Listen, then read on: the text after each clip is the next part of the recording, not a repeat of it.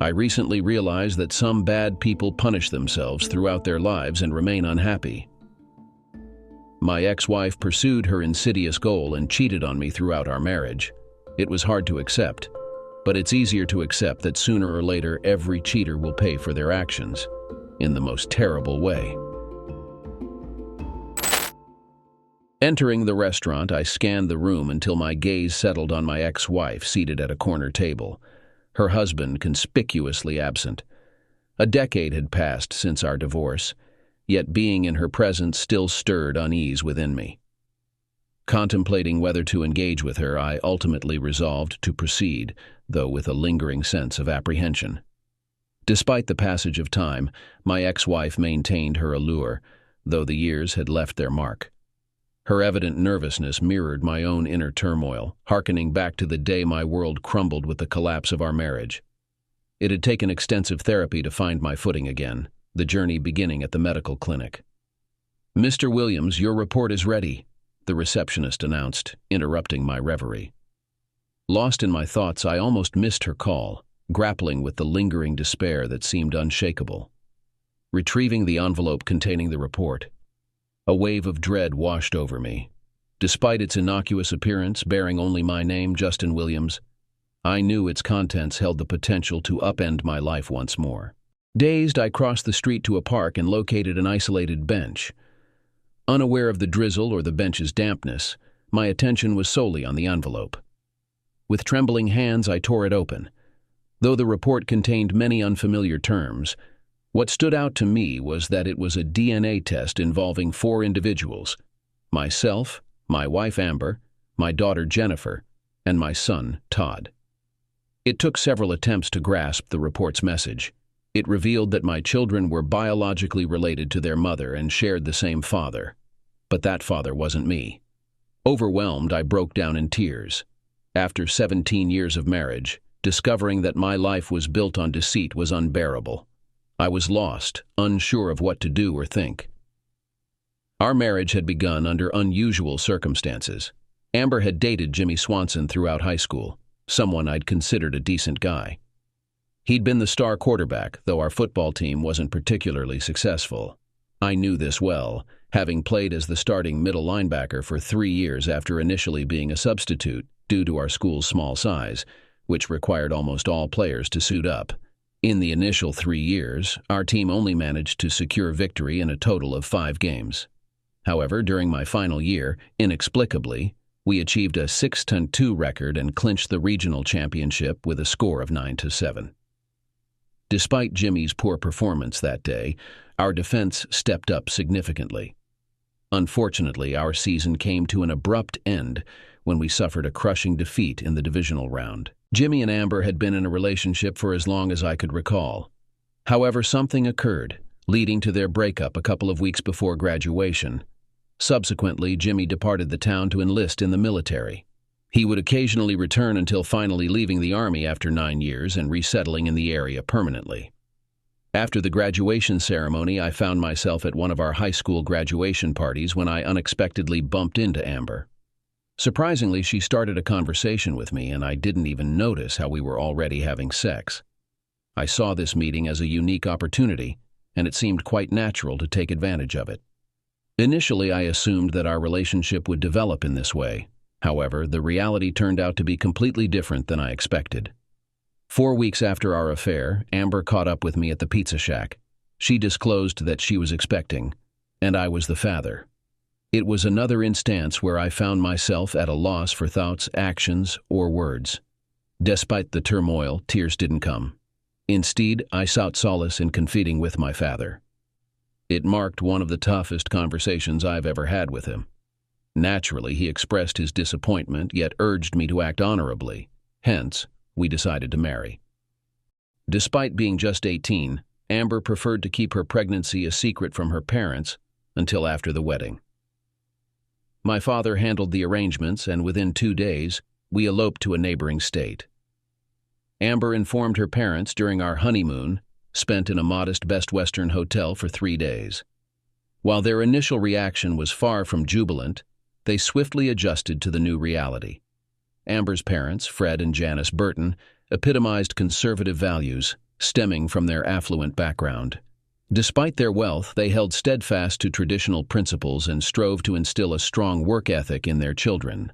Fred served as a vice president at a bank, while Janice tended to their household as a stay-at-home mother. Among their 3 children, Julie, Sarah, and the youngest, Amber, tradition was paramount. It took some time, but eventually the Burtons grew to accept the idea of our marriage and began to warm up to me. Over the years, I developed a close bond with Amber's parents, particularly with Fred, who often expressed that he saw me as the son he never had. So, it was devastating when Mr. and Mrs. Burtons tragically passed away in a car accident 5 years after our wedding. My marriage with Amber wasn't always smooth sailing. She could be temperamental and demanding. When displeased with me, she didn't hesitate to withhold intimacy. Our sexual encounters were infrequent, occurring only once or twice a week on average, and during times of conflict we could go weeks without any physical intimacy. Many might question why I tolerated this behavior. To be candid, I was quite naive and I was deeply in love. Marrying at a young age and having limited prior sexual experiences, I assumed this was normal, believing that Amber loved me in her own unique way. Nonetheless, there were moments when I reached my breaking point and broached the topic of divorce, after which things would improve temporarily. Before tying the knot, I had been admitted to Florida State University.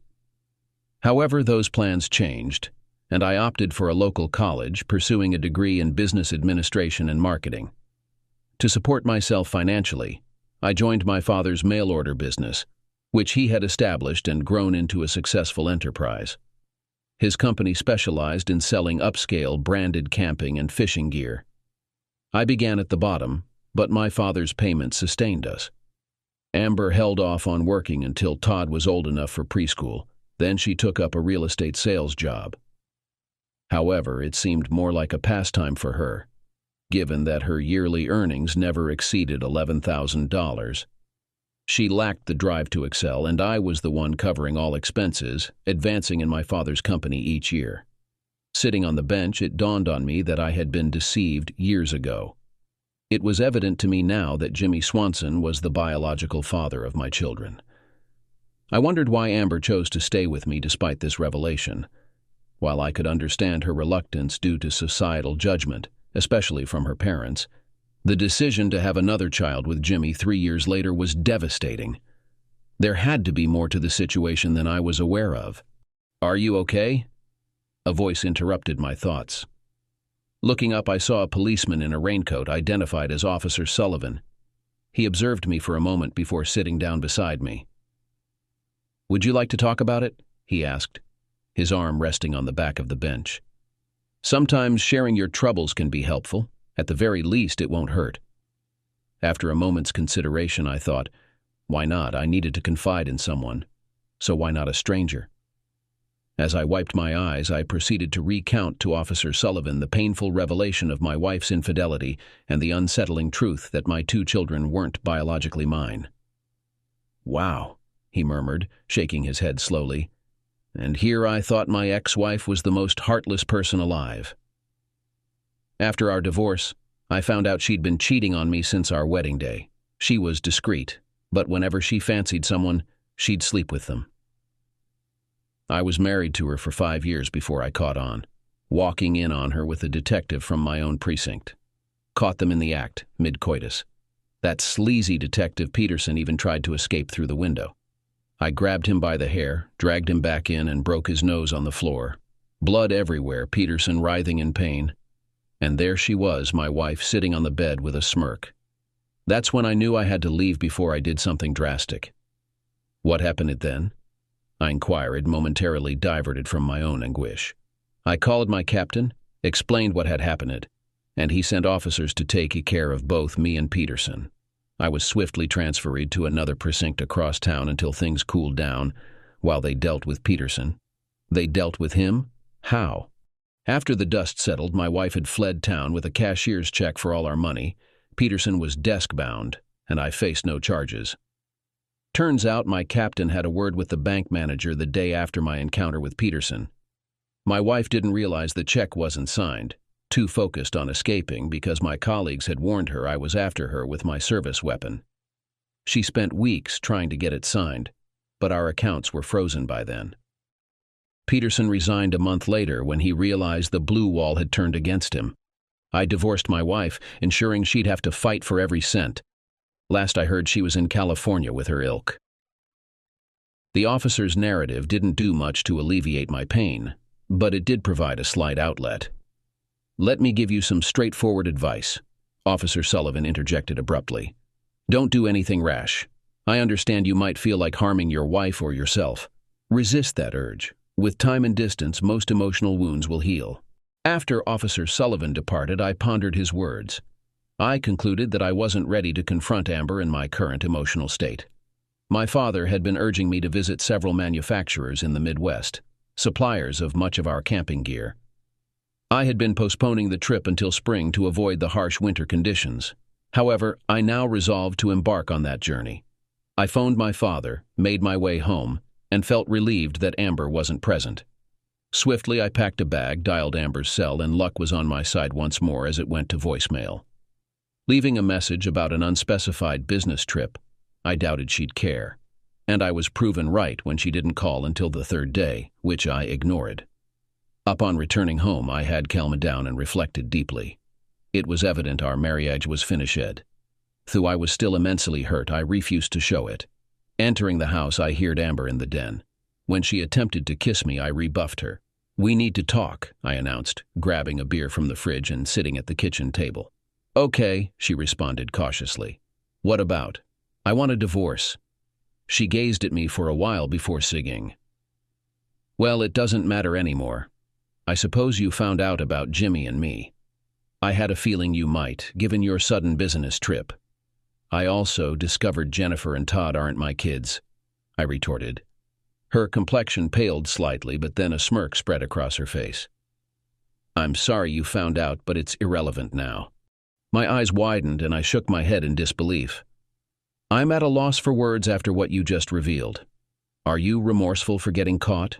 Regretful about your affair with Jimmy and the resulting pregnancies? Or are you simply sorry that I uncovered your deceit? Is it remorse over my naive love for you? What exactly are you sorry for?" Amber showed no signs of shame. "No, I'm only sorry you found out about the children. My plan was to divorce you after my 35th birthday next week. I planned to inform you that I no longer loved you.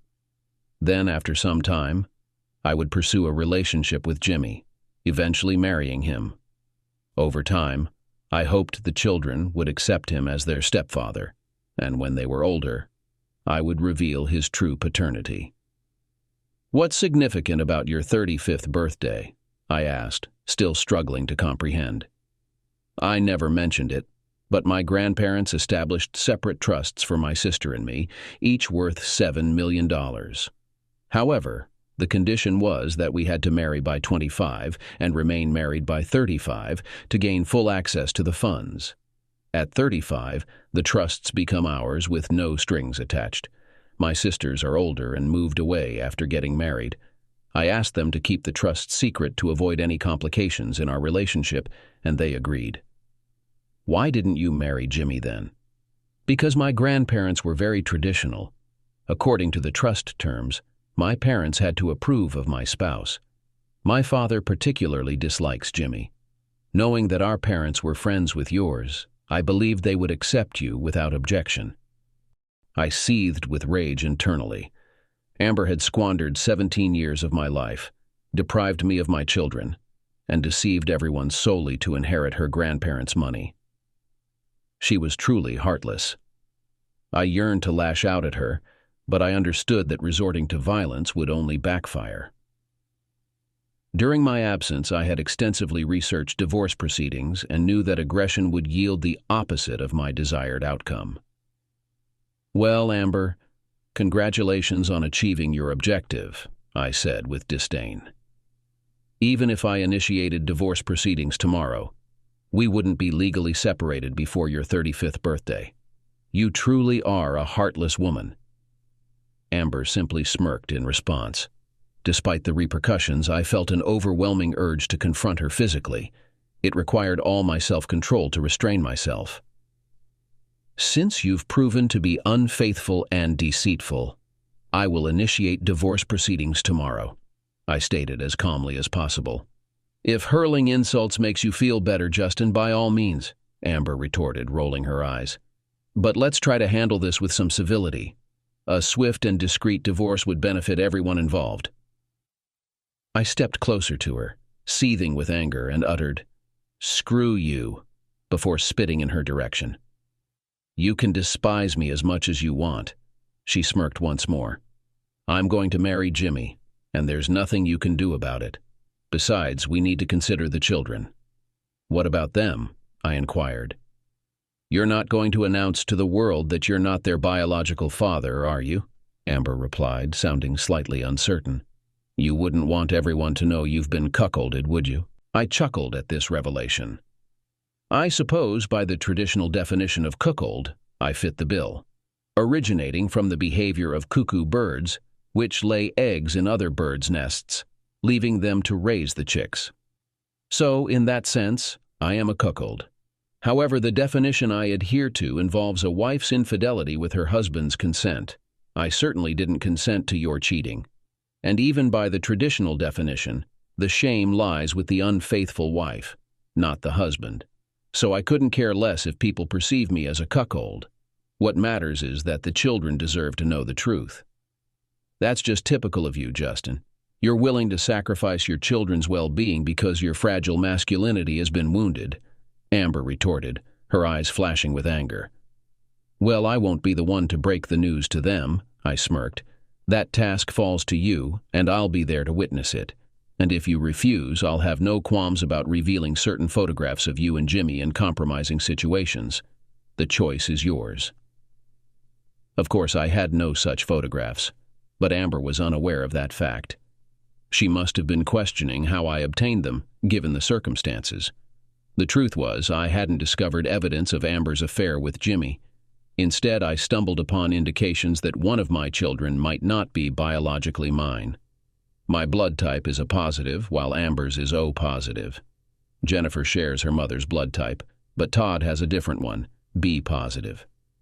Given our blood types, Todd couldn't possibly be my biological son.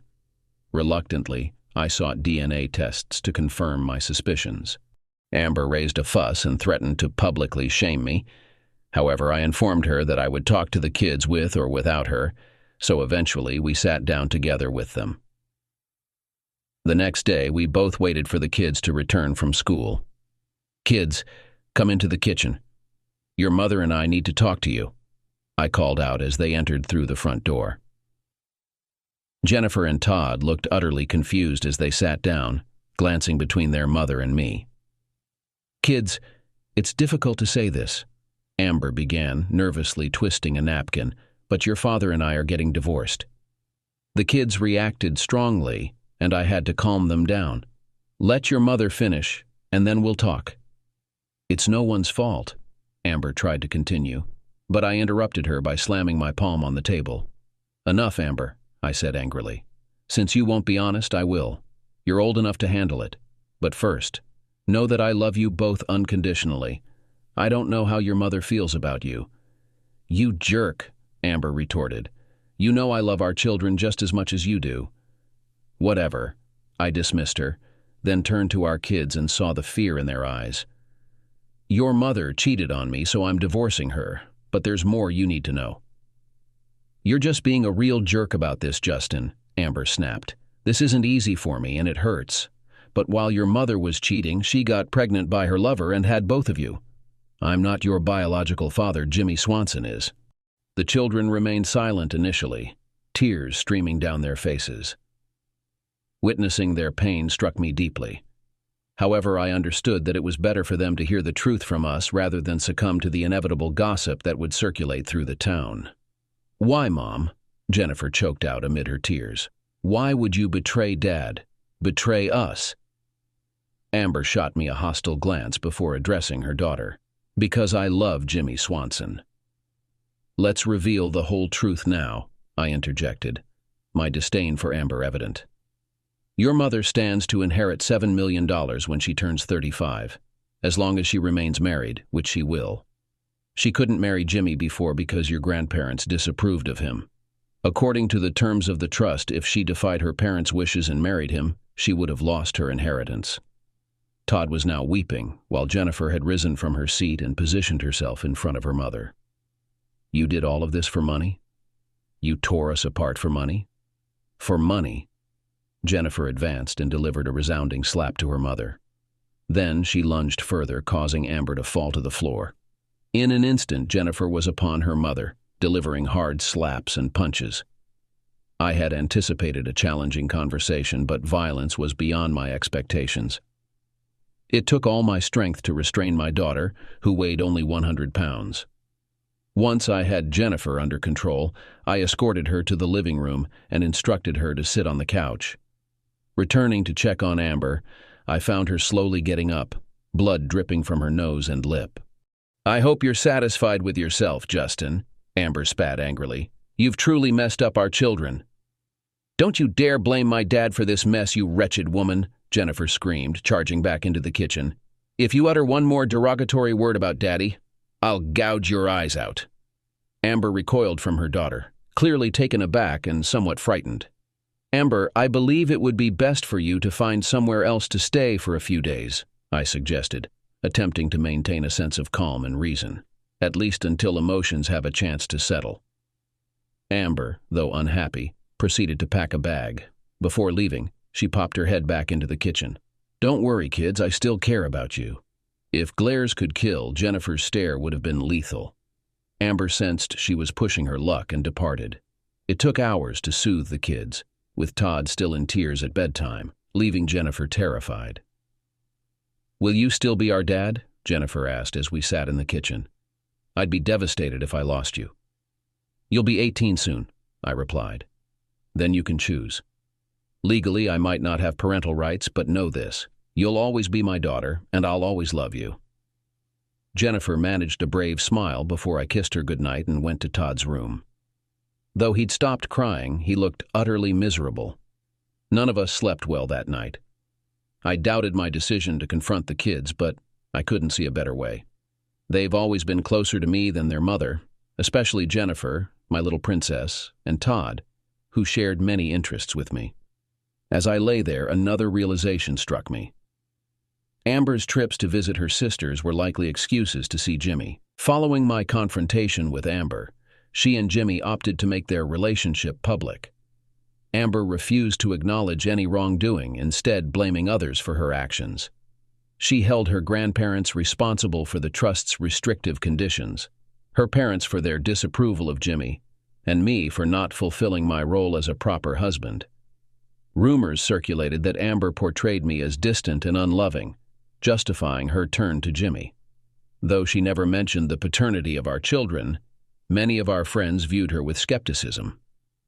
Upon hearing these accounts, my anger intensified, driving me to seek revenge against both Amber and Jimmy.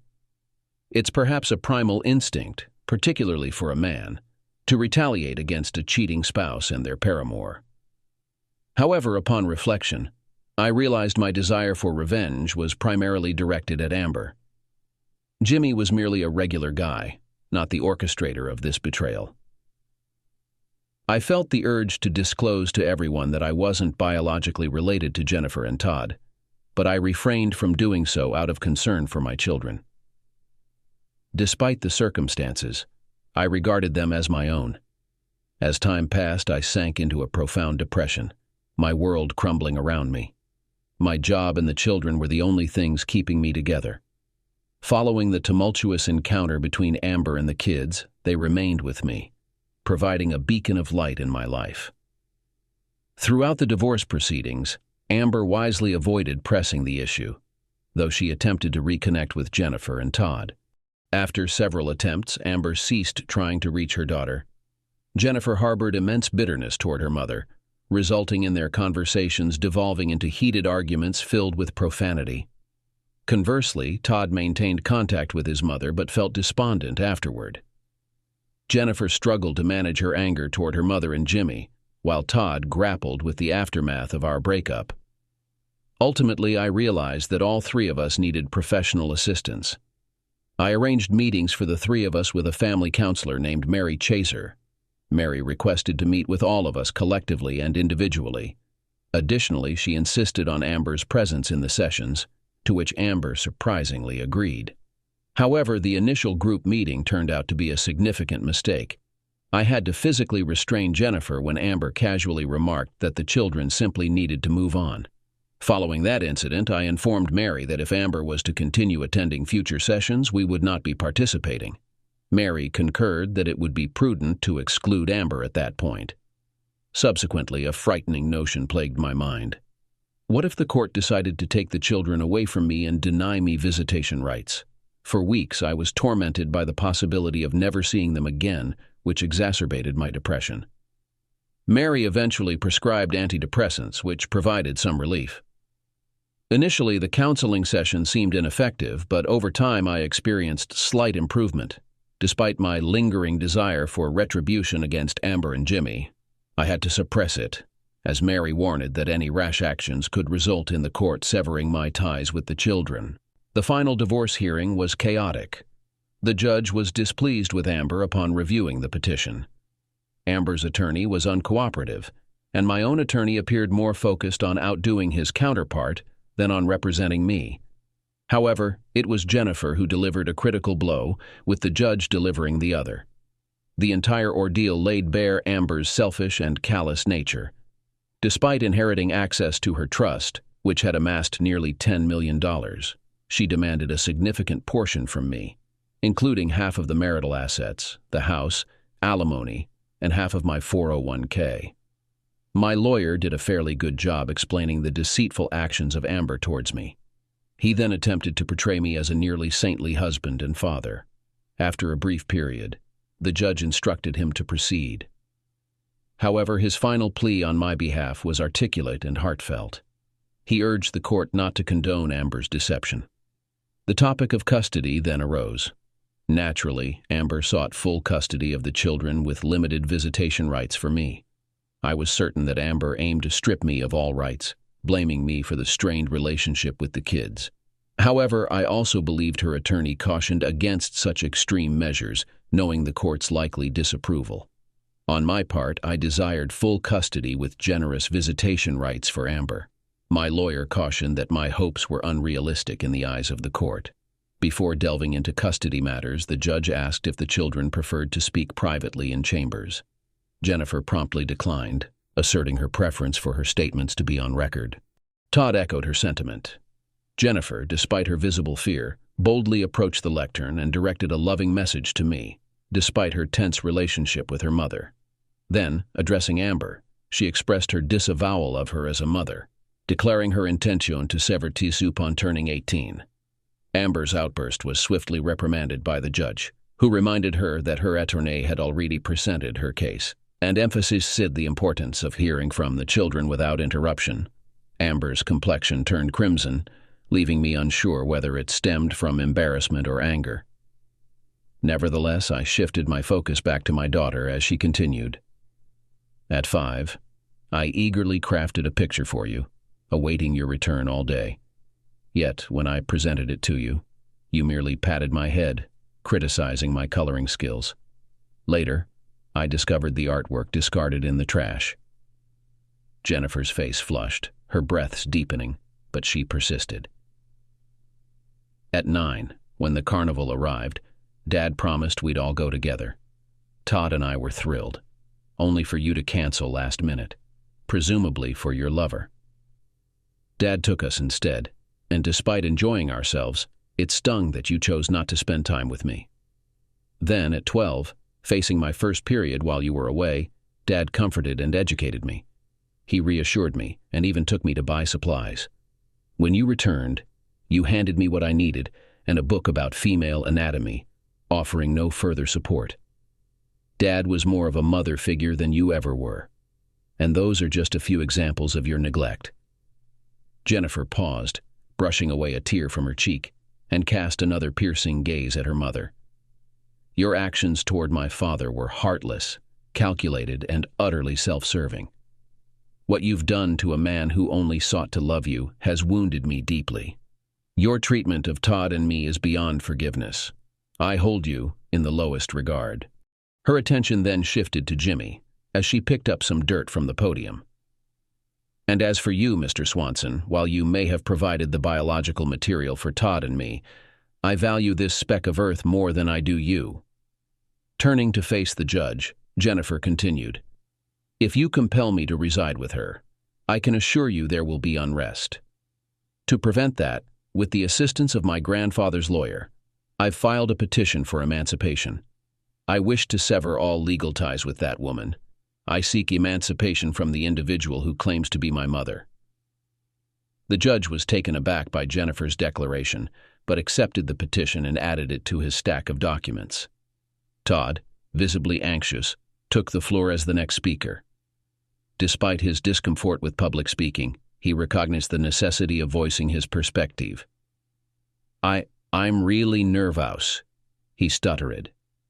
"Speaking in public isn't my forte. I have just as many stories as Jen about my mother's neglect, but I don't want to waste anyone's time. I simply want to express that I refuse to live with that woman and that person." Todd paused, his cheeks flushing crimson. "Oh, I apologize. I didn't mean to use that term, even though it accurately reflects my feelings. I can barely stand to look at her without feeling utterly repulsed. I want to stay with the only father figure I've ever known. Please, don't force me to go and live with them." Todd gestured towards his mother and Jimmy before retreating to his seat. I observed Amber and Jimmy during the children's presentations. Amber's face had turned even redder, and she was trembling. On the other hand, Jimmy only displayed a slight hint of anger when Todd insulted him. Despite being generally easygoing, Jimmy clearly resented Todd's disparaging remarks. Amber seemed thoroughly displeased with her children, and I was certain she would hold me responsible. But I didn't mind, as I agreed with everything the children had said. It was evident that Amber had been far from an exemplary mother, and now everyone knew why. After the kids finished, I anticipated the judge would adjourn to deliberate his ruling, but he didn't. Typically, I take a few days to consider both sides' arguments before making a decision. However, this case is so clear-cut that I see only one possible ruling. Firstly, this marriage was entered into under fraudulent pretenses, hence I am annulling it. It will be as though the marriage never existed. I'm uncertain about the impact this will have on your trust. I suspect nothing will change since your parents were the sole beneficiaries. Nevertheless, someone might contest your entitlement to the trust, and you'll need to defend yourself." Amber's complexion swiftly shifted from a vivid red to a stark pallor. She appeared unsteady in her seat until Jimmy steadied her by pulling her close. The judge observed Amber momentarily before proceeding. As there was no marriage, there are no shared marital assets in the conventional sense.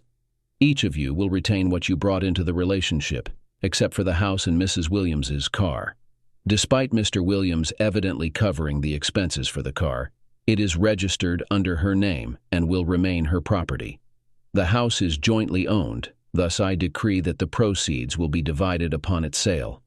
Upon reviewing the evidence, it's apparent that Mr. Williams contributed approximately 90% towards expenses during your time together. Hence, I rule that all investments be divided in a 90-10 ratio, unless Mrs. Swanson can substantiate a contribution exceeding 10%. I glanced at Amber and saw a thoroughly infuriated woman. Clearly, this court hearing wasn't unfolding as she had anticipated. Personally, I was pleasantly surprised by the proceedings. I had heard countless horror stories of husbands being mistreated by the courts. However, everything changed when the judge declared that there had never been a marriage between us, and I wasn't legally tied to Amber. "Now, regarding custody," the judge began, "I understand that Jennifer and Todd are deeply affected, so I must take that into consideration." In a typical divorce scenario, Jennifer would be of an age to express her preference for residence. However, since Mr. Williams is not the biological father, and the marriage has been annulled, I cannot award him custody. Nonetheless, as Jennifer has already petitioned for emancipation from her mother, I will permit her to reside with her grandparents if they are willing to take her in. She will be under their supervision until a decision is reached on the emancipation request. Ultimately, in approximately a year, she will have the autonomy to decide her place of residence. A brief glance in Amber's direction caught me off guard. A solitary tear traced its path down her cheek. Amber and Jennifer had never seen eye to eye, particularly over the past 5 years.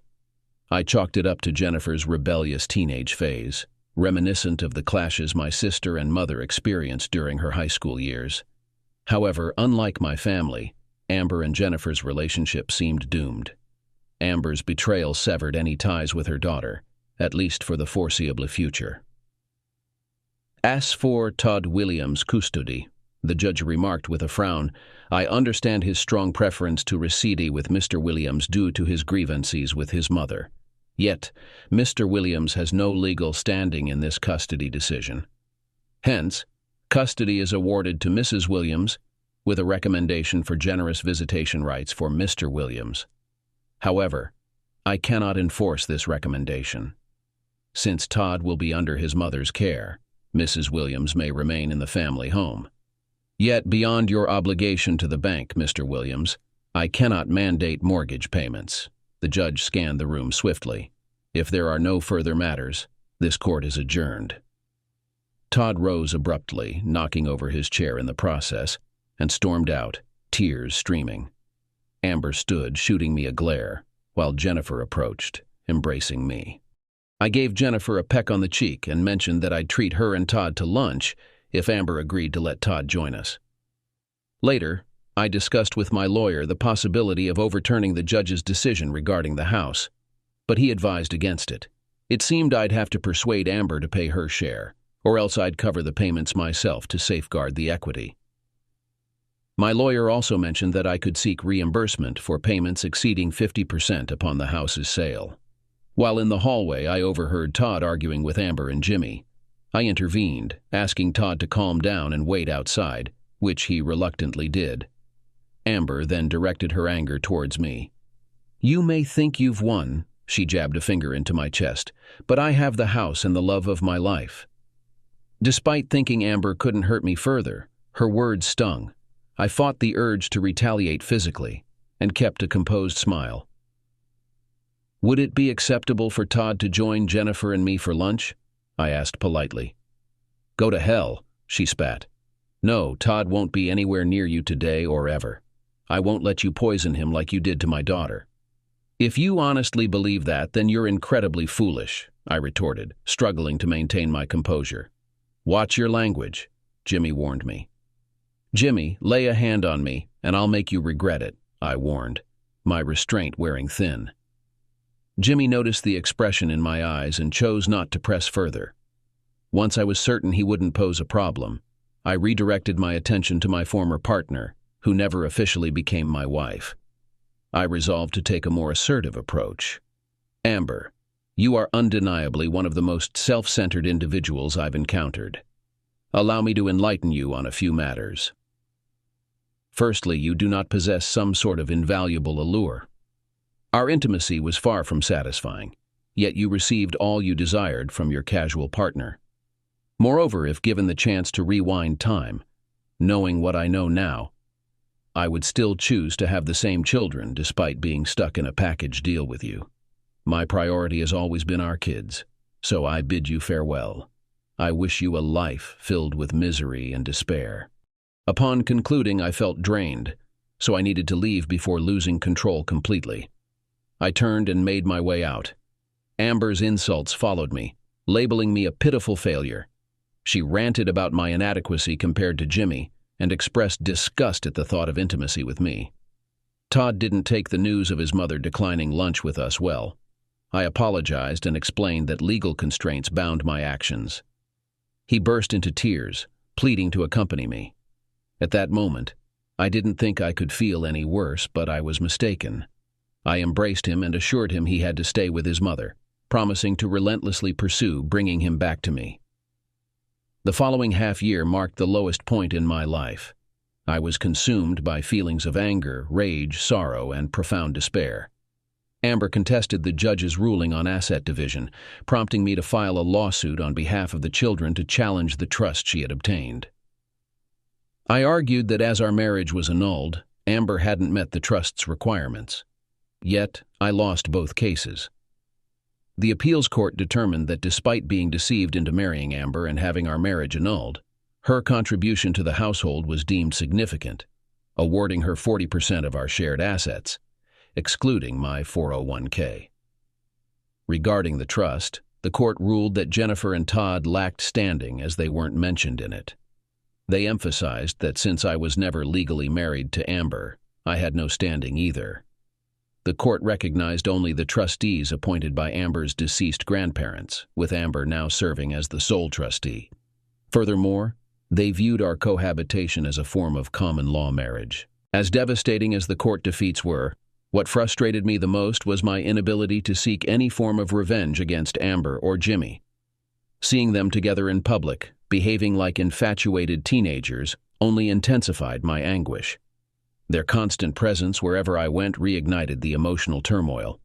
Unable to endure it any longer, I relocated to a town 15 miles away. Fortunately, due to school district boundaries, Jennifer didn't have to change schools while Todd remained with Amber, unaffected by the move. I attempted to suppress it and leave Amber in the past, but I couldn't shake the torment. The same haunting dream plagued me repeatedly. Jimmy with Amber, his smirk aimed at me, taunting me with the words, "Watch as I impregnate your wife." Sleep eluded me, and my appetite suffered. Amidst those bleak 6 months, Todd emerged as a bright spot. His incessant demands finally drove Amber to call me to take him off her hands. It was a rare moment of levity amidst the darkness. As Todd dashed out of the old house with his belongings, Amber and Jimmy appeared on the porch to bid farewell. Unexpectedly, tears streamed down Amber's face, while Jimmy looked relieved. As Todd made his way to my car, Amber professed, "I love you." Todd didn't pause but flipped his mother and Jimmy the bird. Amber broke into uncontrollable sobs. I won't apologize for feeling a sense of satisfaction. Yet when Jimmy embraced Amber tightly, my satisfaction turned to fury. I restrained myself, returning to the car to take Todd to my place. I arranged for him to remain in his current school until the year's end. In my rented 3-bedroom house, Jennifer and Todd's presence was my anchor, preventing me from descending into madness. My desire for revenge against the adulterers consumed me, but any plan I devised seemed destined to land me in jail. Still, there were moments when I entertained the idea of "screw it," resorting to violence despite the consequences. Yet, the thought of my children's well-being banished such notions from my mind. My children offered me unwavering support, and I made every effort to regain control of my life.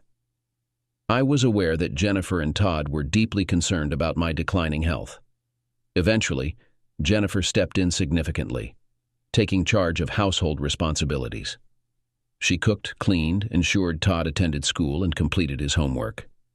Additionally, Jennifer made sure I ate properly and went to work. 9 months after the annulment, everything reached a breaking point. I experienced a severe panic attack while at work, causing me to collapse and struggle to breathe. Many thought it was a heart attack, and I was rushed to the hospital for extensive tests. Upon diagnosis of a severe panic attack, I was referred to a therapist. Initially hesitant, I was compelled to attend sessions by my father, who warned of potential consequences involving my children. My therapist, Ann Summers, proved to be immensely helpful. She explained that I was suffering from PTSD, akin to someone who had experienced combat or profound loss. Ms. Summers outlined the 5 stages of grief: denial, anger, bargaining, depression, and acceptance, and clarified that I was stuck between anger and depression, without opportunity for negotiation. My panic attack served as a warning sign of the detrimental impact of stress on my health. Ms. Summers emphasized that if I allowed things to persist, it would eventually lead to my demise. While I couldn't dispute Ann's evaluation, I lacked the insight to enact any change. Luckily, she provided guidance. I was tasked with maintaining a journal documenting every negative thought I harbored towards Amber and Jimmy. At the conclusion of each entry, I was to inscribe, "I forgive them." During our sessions, I had to confront my darkest musings about my former spouse, and we'd dissect them together. One particularly disturbing notion involved a violent act towards Jimmy. After deliberation, I acknowledged that I couldn't live with the guilt of harming another person, even him. Anne then prompted me to consider the impact on our children if I were to carry out such actions. I conceded that their respect for me would likely diminish. Thus, the theme persisted with each hateful thought, the welfare of the children. Gradually, I relinquished much of my animosity, leading to improvements in my life. Around the same time as I underwent therapy, I recognized Jennifer's own struggles with hatred. She exhibited hostility towards almost everyone, except Todd and me. Even her interactions with her grandfather sometimes turned sour. Eventually, my father encouraged me to seek counseling for the children, a step I promptly took. While Jennifer and Todd attended their therapy sessions, I was informed respectfully that they were confidential. Jennifer never divulged her discussions with the therapist, whereas Todd freely shared his experiences. He confided in me about the deep-seated resentment he held towards his mother, feeling abandoned and betrayed, particularly by her. Despite Todd's anger towards his mother, he revealed that Jennifer's fury eclipsed his own by a significant margin. Though inexplicable, this revelation left me profoundly saddened. 2 years post-divorce, Todd finally engaged in conversations with his mother, albeit they were far from affectionate. Despite their cool exchanges, Amber cherished even this minimal contact, yearning for more. Conversely, Jennifer adamantly refused any communication or involvement with her mother. Approximately 4 years later, Jennifer tied the knot. I attempted to persuade her to include her mother and Jimmy in the celebration, but Jennifer staunchly declined.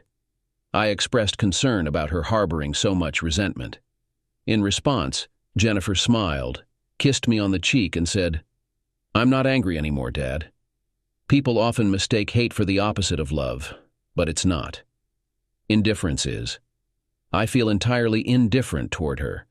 I simply don't care about her actions, words, or thoughts. She disregarded me and betrayed our family. Initially, I was angry, but now I'm apathetic. She's someone I prefer not to associate with. Having her at my wedding would taint the day, so neither of them is invited. After being betrayed by Amber, I thought I'd never remarry. However, a year before Jennifer's wedding, I decided to wed Jean Wilder, who had been pushing for it after over a year of dating. She made it clear she wanted a family, so I had to decide. I chose Jean, and it was the best decision of my life. Our wedding felt like a fresh start, finally laying to rest the demons of my past marriage. Naturally, neither Jimmy nor Amber received invitations to the wedding. The following 3 years were favorable. Jennifer welcomed a son, Justin, and 18 months later, a daughter named Christina. She refused to let Amber visit her in the hospital, and they were not invited to the christenings. Moreover, Amber was excluded from birthday celebrations and holidays. Jennifer had completely cut Amber out of her life. In the ensuing years, I rarely saw Amber or Jimmy. If I did encounter them, it no longer triggered an emotional reaction in me. I had become like Jennifer. I felt indifferent towards Amber. However, Amber unexpectedly reached out to me, wanting to discuss the children. Though uncomfortable, I believed it was necessary. Approaching Amber's table, she looked at me hopefully. I nodded and took a seat opposite her. "You're looking well, Amber," I said amiably. "Where's Jimmy?" Amber's cheeks flushed slightly. "We're taking a break from each other." "I'm sorry to hear that," I replied, though I didn't genuinely feel sorry. I already knew about Jimmy and his departure. While I wasn't certain, I suspected Jimmy had become complacent when my ex-wife inherited her fortune. However, Amber grew tired of his dependency and urged him to find employment, which he opposed. Whether Jimmy would return was of no concern to me. I simply wanted to conclude our meeting. "What did you want to discuss?" I inquired. "I heard you got married and are expecting," she said with a half smile. "Congratulations. Now you'll have a child of your own." "I'll have 3 children," I retorted, feeling a surge of anger. Amber acknowledged her significant error, expressing remorse for her thoughtlessness and clarifying her true intentions. She conveyed her happiness for the expectant parents' joy. My tension eased as I accepted her apology and inquired about the topic she wished to discuss further. Expressing distress, Amber revealed her anguish over Jennifer's refusal to communicate or allow her involvement in the lives of her grandchildren. Despite her longing to be a part of their lives, Jennifer remained distant. Though tempted to blame Amber's past actions for the current situation, I opted for restraint and chose a more compassionate approach. I asked what specific action she wanted me to take. Desperately, Amber appealed to my influence with Jennifer, believing she would heed my words. I explained that I had already attempted to intervene on her behalf, advocating for her inclusion in various family events. However, Jennifer remained steadfast in her refusal, even threatening to boycott gatherings if Amber was invited. Overwhelmed with despair, Amber questioned if Jennifer harbored such intense animosity towards her. I assured her that Jennifer didn't hate her, but rather felt neglected during her upbringing and subsequently chose to distance herself. Despite my efforts to persuade Jennifer otherwise, she remained resolute in her decision. Amber's tears fell silently, and I gently squeezed her hand. "I'll keep making an effort. Perhaps one day Jennifer will soften." "I've made such a mess, Justin," she confessed, tears streaming down her face. "I was selfish and cruel. I'm truly sorry. I know it might not mean much now, but I genuinely apologize." Leaving Amber crying in the booth, I walked to my car where my wife, John, awaited, her face curious. "So, what did your never-wife want?" she inquired. "Just what you'd expect," I replied sadly. "Amber wants me to help her reconcile with Jennifer." "Isn't it said that we're the result of our life choices?" Jean pondered. "Yeah, it's true," I nodded. Yet despite everything Amber put me through, I can't help but pity her. Driving home, I realized all the time spent plotting revenge against Amber was futile. She had created her own misery and was trapped in it every day.